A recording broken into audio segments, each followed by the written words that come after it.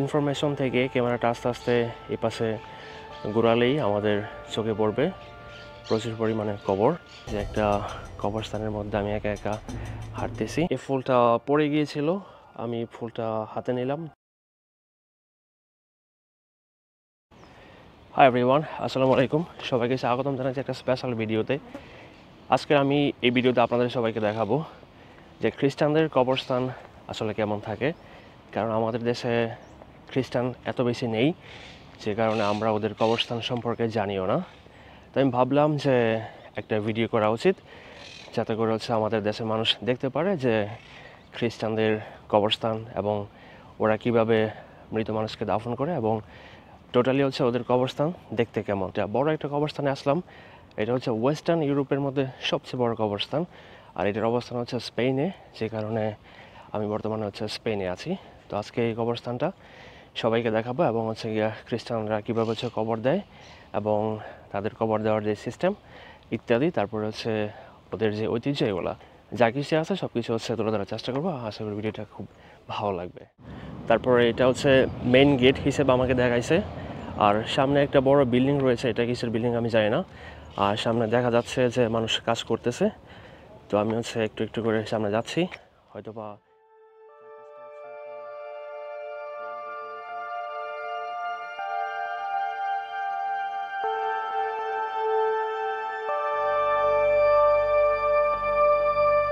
এখন আমি যে এরিয়াতে আছি, এরিয়াতে আমি আসার পরে দেখতে পারলাম যে একটা বাউন্ডারি দেওয়া আছে, চারপাশে গাছপালা দিয়ে, এবং এটার মাঝে অনেকগুলা ফুল দেওয়া আছে। মনে হয় যে এখানে অনেকগুলো কবর আছে। চলুন দেখি যে এটার ভিতরে কি আছে। দেখতে পাচ্ছেন যে একটা মাঠের মতো করে রাখা আছে এবং এখানে অনেক ফুল আছে। এটা মনে হয় রাস্তা যাওয়ার জন্য। আমি একটু একটু করে যাওয়ার চেষ্টা করে দেখি যাওয়া যায় কি না। এখানে অনেক অনেক ফুল রাখা আছে, হয়তো বা প্রত্যেকটা সাইডে অনেক কবর রয়েছে।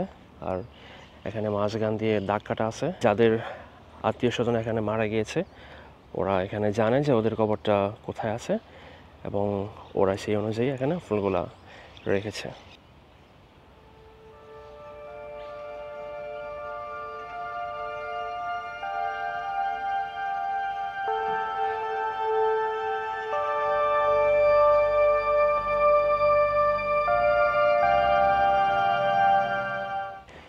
এখন আমি ঢুকতে যাচ্ছি একটা বড় জায়গাতে। এখানে চারপাশে অনেক কবর রয়েছে, তারপর কবরের উপরে বিভিন্ন মূর্তি টাইপের রয়েছে এবং অনেক কিছু রয়েছে।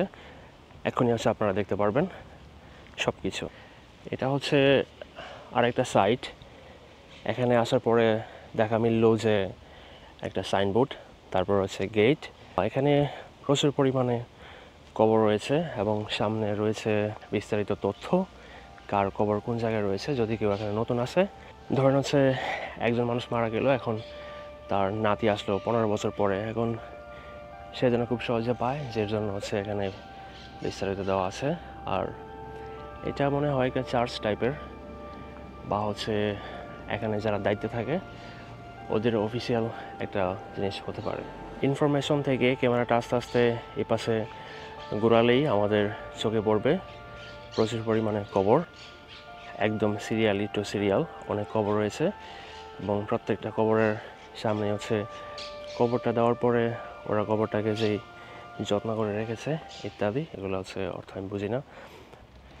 এখন আমি একদম কবরস্থানের ভিতরে। আমার চারপাশে শুধু কবর আর কবর, কবর আর কবর। আমি এখানে আসার আগে বিস্তারিত এটা সম্পর্কে জানার চেষ্টা করেছিলাম। তখন আমি জানতে পেরেছিলাম যে এখানে প্রায় 5 মিলিয়ন মানুষকে কবর দেওয়া হয়েছে এবং এই কবরস্থানটা বানানো হয়েছে 1888 সালে বা 1884 সালে। ভাবতেই পারেন যে কত আগের, কত পুরাতন। এখন দুপুরবেলা, আশেপাশে কেউ নেই, আমি একা, কিন্তু আমার ভয়ও করতেছে যে একটা কবরস্থানের মধ্যে আমি একা একা হাঁটতেছি।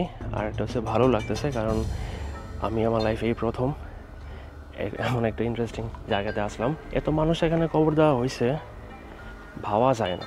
5 মিলিয়ন মানুষ। এটা ইউরোপের সবচেয়ে ওয়েস্টার্ন ইউরোপের মধ্যে সবচেয়ে বড় একটা কবরস্থান। ভয় কাজ করে হচ্ছে যদি কবরের ভিতর থেকে যদি কেউ উঠে হচ্ছে আমাকে ধরে ফেলে তাহলে আমি কি করব। যদি কখনো সময় পান তাহলে আসবেন, কবরস্থান ঘুরে দেখবেন, খুব ভালো লাগবে।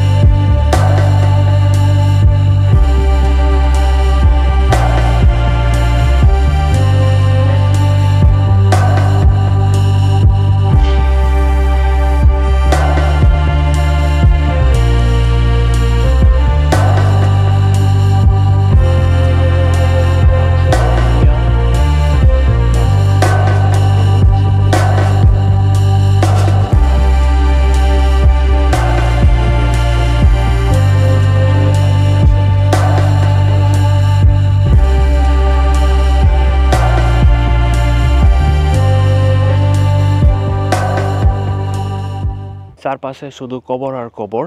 আর আজকে একটা বিষয় লক্ষ্য করলাম, আজকে মনে হয় কেউ মারা যায়নি। যদি মারা যেত তাহলে এখানে কবর দিতে আসতো, আর হচ্ছে আমি এটা ট্রাই করতাম ভিডিওটা সবাইকে দেখানোর জন্য। আর সবচেয়ে বড় কথা হচ্ছে ওরা অনেক টাকা খরচ করে এসব কবরের পিছনে। প্রত্যেকটা কবরের জন্য সরকারকে অনেক টাকা প্রদান করতে হয়, এবং এটার যেই দেখশন, রক্ষণাবেক্ষণ ইত্যাদি সব কিছু মিলিয়ে অনেক টাকা যায়। এবং আপনারা তো জানেনই যে একটা খ্রিস্টান যখন মরে তখন তাকে কবর দেওয়ার জন্য অনেক টাকা ওদের খরচ করতে হয়। ওদের সব কিছু অনেক এক্সপেন্সিভ। আমাদের দেশে যারা হচ্ছে খ্রিস্টান আছে ওরা জানে যে যদি কেউ মারা যায় তখন তাদেরকে দাফন করার জন্য ওদেরকে অনেক টাকা গুনতে হয়।